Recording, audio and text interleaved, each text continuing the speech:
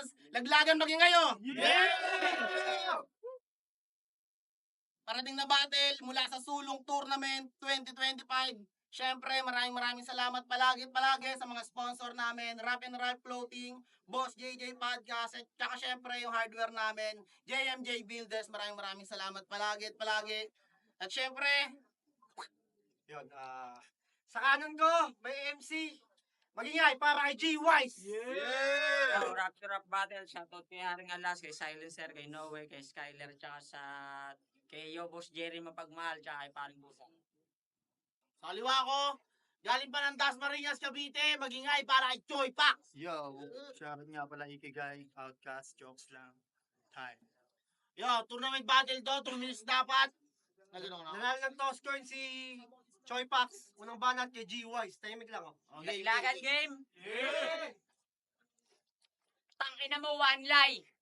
Hindi halata na parang ayaw mo akong isali ng tournament at gusto mo lang ako mag-supper. Nakakatawa ka lang, parang ASCII lang no sa sarili niyang pagtitrip man na pagtripan niyo ni Casper. Paano? Isa lamang akong mahinang aspiring rapper na nakilala sa kapalpakan at pagkakamali at yun lang din ang magmamatter lalo kung inventong jokes ang mga angle.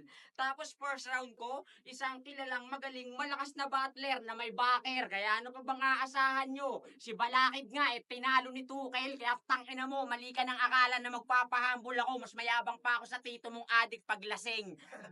Di mo ako katulad sa kanila, di mo pinakilala yung tunay mong sarili, parang pure gold lang pero color green. Kaya kung ayaw mo sa akin, tanga yung ate, pinsan, tita mo, gusto ko men, nakikipaglaro na ako habang ikaw aaralin mo pa lang yung sa apoy paano makaligtas. Kaya wag mo ko gangsterin toy, tangina mo, magtatampo ka pero hindi sa NFA na bigas. Dun sa Dinorado Nueva Ecija na 57 pesos kada kilo yung market price. Dun pa lang alam mo nang kung sa akin ikukumpara wala pa yung bunbunan mo hindi pa ganun katigas. Pansin mo, iba-iba yung reference.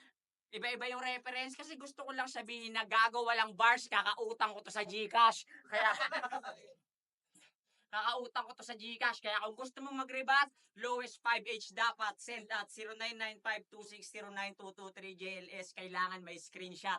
Certificate of hip-hop habang nakatibang ang naka-video na nagti-3-strap. Yung best part, imamash up mo yung mga kanta nila Dayonela, OG1 King of Rap. Tapos yung beat mo sa track, busina ng track. Total mukha ka namang pahinanting asset na palong-palubat.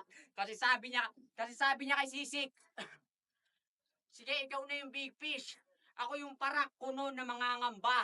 Diyan sa gitara mo kasi tuturo ko yung mga hindi mo pa nakakanta. Saktong pangalan mo, Pax. Kaya kahit pa sinungalingan mo sa ribat at tulad mong rapper, alam kong yung mga gawain mo talaga sa totoong buhay na isasama mo yan sa pagsusulat. Kung yung ibang tao nangihila lang pababa pang nangahamak, itong gagong to, straight to the point kung magpahamak.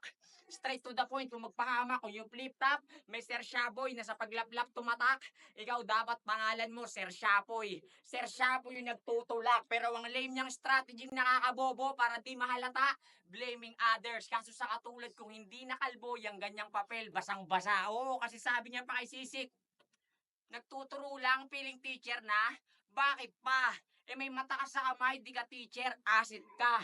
Chong, ang magbintang ng asset, yun ang parang pandurog habi niyang shit cup, nakakabilib. Kaso yung nag-asintang asset pa yung nahulog sa sarili niyang setup, paano tulig? Tapos sasabihin mo kay Sisik, sa mga nakaharap niya, ikaw pinakamatinik. Ulul, mama mo color blue, pinakamatinik. Nahuli ka nga sa sarili mong bibig. Totoo. Tanga ka, totoo. Yung pagmumulti sa battle rap, talaga, standard na nga taktika. Kaya ba puro ka na lang pagmumulti, wala nang punto sa angle at rant hard na lang? Ang wak, di ba? Halatang halata, wala kang improvement sa kada laban. Sinasadya mo na lang magmulti na magmulti. Lagi mo pang sinasabing kay standard, mimikry naman bara. Nakakatanga kang nakakatawa na lang. Tsaka mo natawaging standard yung sarili mo ha. Pag electric pan ka na. Ako'y test lang sa tesang tuwang pakay ko test lang. Ikay Jinx panggang number is grease gun. Stings kang dead son.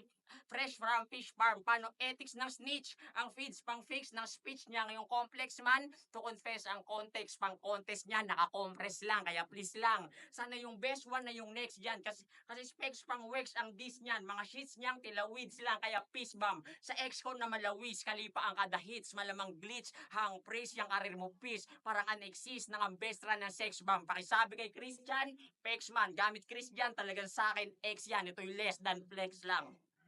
Ang ingay mo. Late ka naman. Ang ina mo, kulang ka ng pamasahe. Siguro kulang ka ng 20. Kaya siya na late, galing siya ng late lot late. Ang ina mo, wala nang intro. Paano ka mag-rap? Gagawin ko lang bata tong rapper na kunwari matalino talaga. Meron na raw siyang putok na pangalan, putya, aba. Nakakakaba. Baka nakakalimutan mong nakilala ka lang ng konti dito sa laro dahil tanga ka. Oo, tanga ka. Tatanga-tanga na puro mema ang bantok. Kaya sa ganyang katanga, mula ng bata pa lang siya, ang pampatulog niya, kaltok. Walang nabibilib sa'yo, pati nakikinig dahil yung linya kaantok. Tinanong siya ng teacher niya kung anong Tagalog ng cat. Ang sagot niya, kalmot. Tangina kang kalaban ka, hindi ka malakas. Abala ka. Akala ko wala nang kapareho si Badang, pero mas malala ka pa. Galingan mo naman sumulat, ngayong nakalaban mo na ako, pwede ka nang gumising kap. Ikaw ang bukod tanging construction worker na naimpluwensyahan ng autism rap. Round 1 pa lang, di na ako maguguluhan kung paano to ilalagay sa kahon. Paano ka naging wais kung ang nais mo lamang lagi ay magpasabon? Paano ka naging wais? Ito ang pinakaaalamin mong tanong. Paano ka naging wais kung hindi mo natunog ang papatayin kita ngayon? Hoy! Kumag! Tamang utang ka sa akin ng 300 sa messenger, di ba? Agay! Huwag ka na mangutang, bagsak ka na lang kita sa bodega para mabigyan ka ng aray. Kunwari, mangungutang, pamasahe daw, ulul. Di mo ko matatangay. Galawang adik, halatado, estratehiya mo, panay. Polonggis makukuha, pag nakakuha, magpapakuha na abay. Nangungutang pamasahe, pag nakautang si pare, putya nagiging pasabay. Madalas pa yung bumatil ng naka-hearing aid. Tangina, bingi pala to.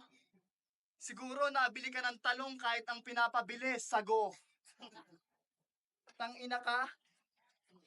King ina mo, sa lahat ata ng magnanakaw, ikaw yung pinakamautak tol. Biruin nyo, nagnakaw, ay mali, pukin ng ina kasi. Yo! Pinabili sa'yo sago. Tangina ka. Ah.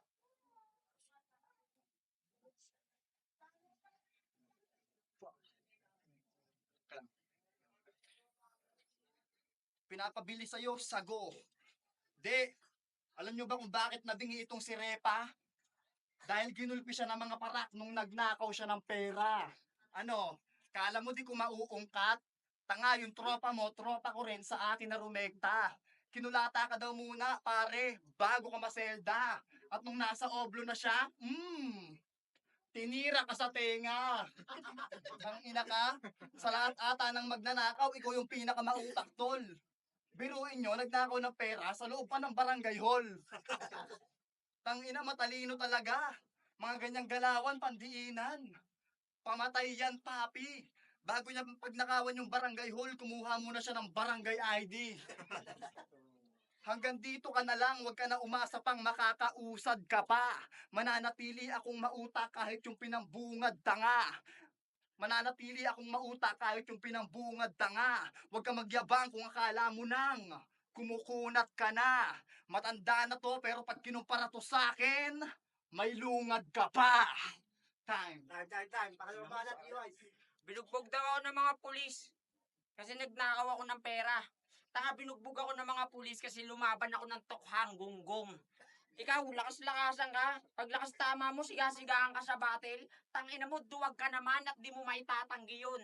Kasi tumigil ka ng 2016, ngayon ka na lang ulit nag-addict nung wala na si Digong. Tangina mo, sigasigaan, ulul, pakyo. Abno. Choke. Tangina mo, ha? Kahit ganun-ganun lang, oh. Ulul. Puta, game. Sabi niya kay Perny, walang parak-parak dito. Nasa mundo ka ng mga demonyo, alam mo yan bilang MC. Di ako magpupulis, pero alam ko kung paano gawin yung 4 step of gun safety.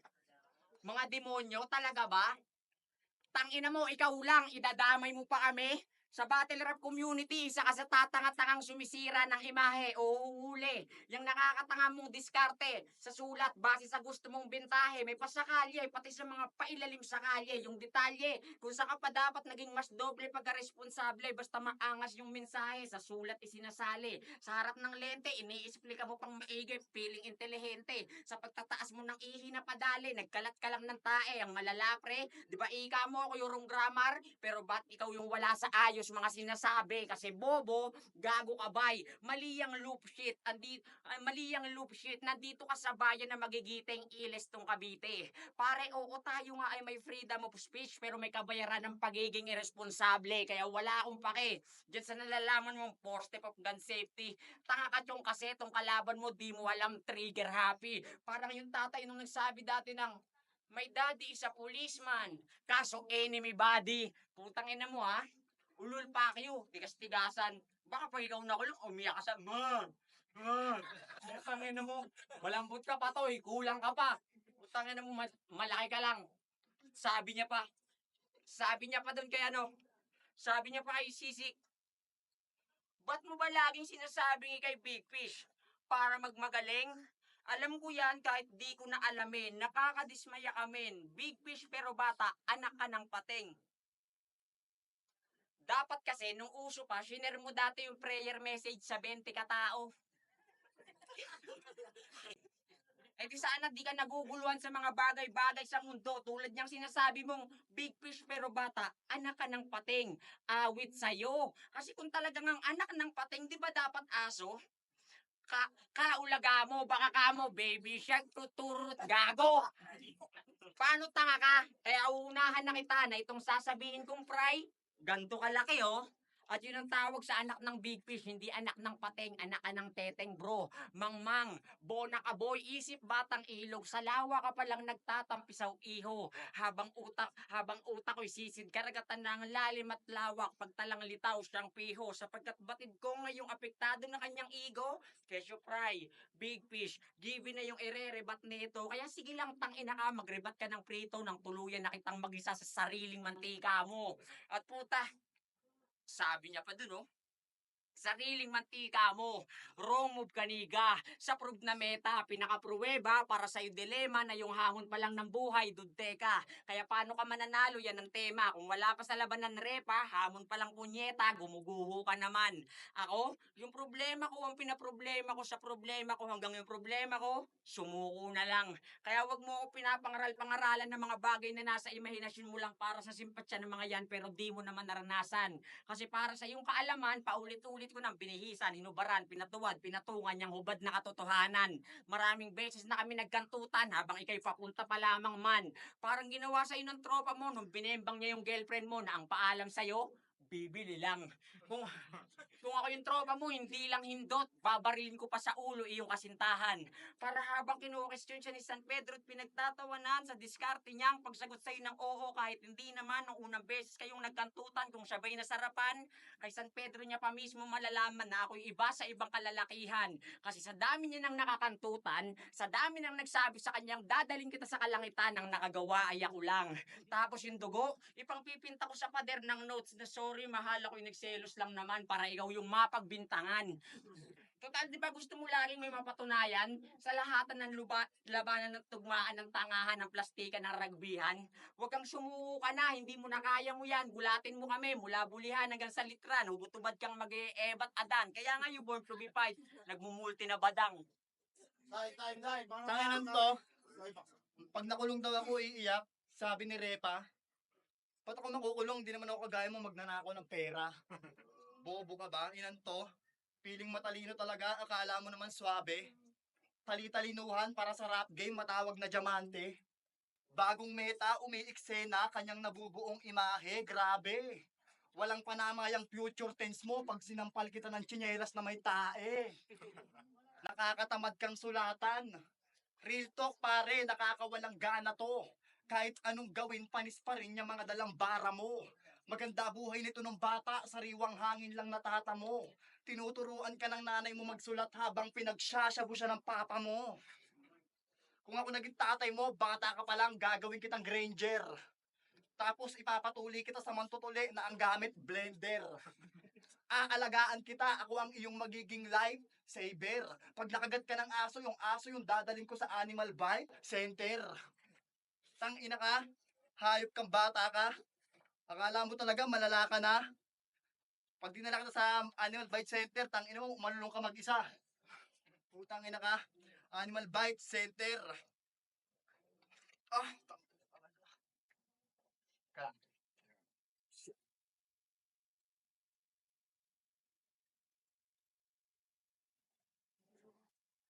Alam nyo ba, na yung kagaguhan ni Gago, sinabi ng tatay niya, ina, huling-huli yung pakay niya. Sa bubong, pati yung tito niya, nagkakantutan kasama yung nanay niya. Inan to.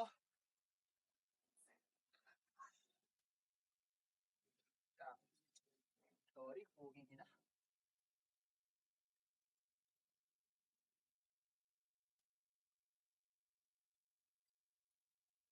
Fuck.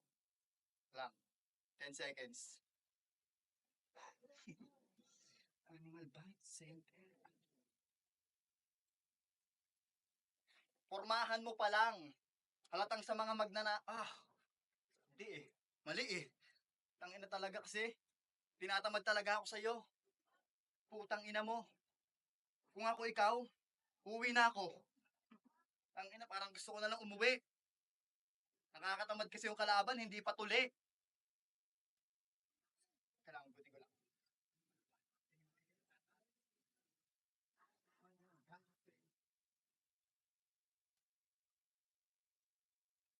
Kung ako naging tatay, animal bite center. Ina, hindi ko paugot. Tulong. Time. Atong banat para uling banat para jiwa. Kame, tanga ka. Ina mo. Sabi ko na kaya ayoko pumunta eh. Gago ka nag-undertime pa ako sa trabaho. Ina mo, sayang. Round 3 game. Choi Pax versus G-Wise. Jobos Choi Pax mapagmahal, Hasbi NYP07, ikaw lang sapat na forever.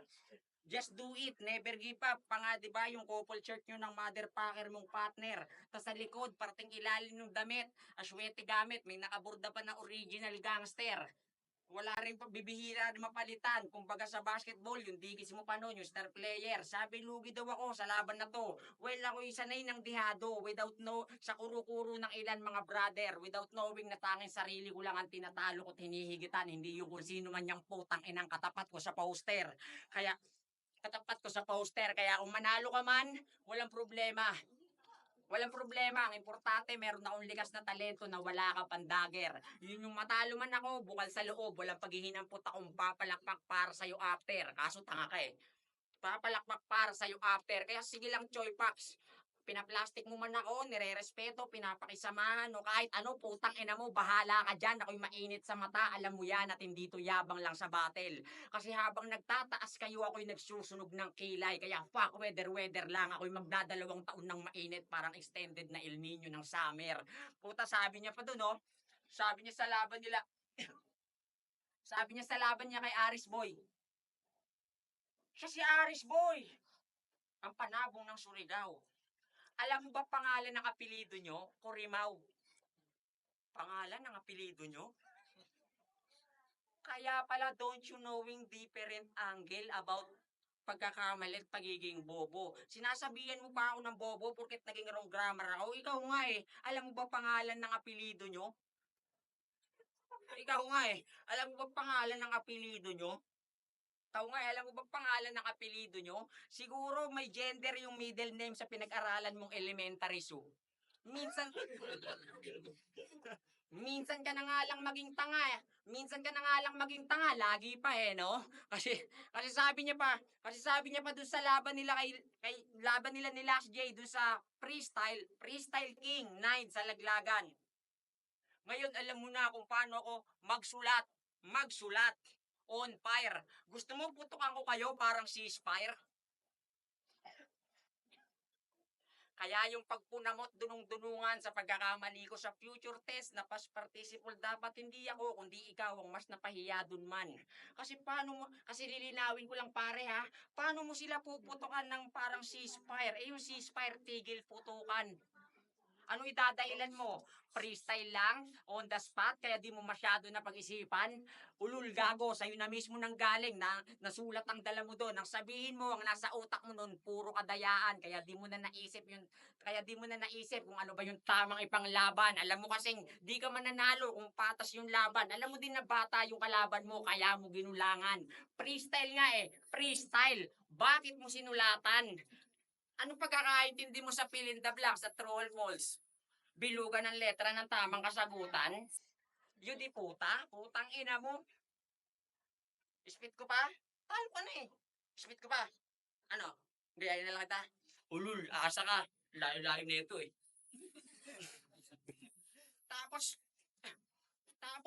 tapos yung kasaysayan ng mga brigada ginagamit mo bilang tinta para makapinta, mukhang di mo pa nga alam yata, mukhang hindi mo nga yata alam yung ibig sabihin ng Magna Carta at karpeta, pero kung kastahan ako netong akala mong buwakan ng inang to, akala mo talaga may tira.